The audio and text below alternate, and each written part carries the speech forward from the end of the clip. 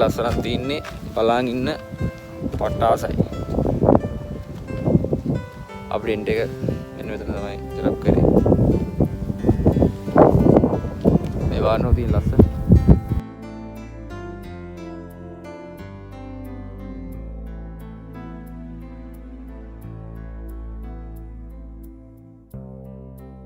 oceans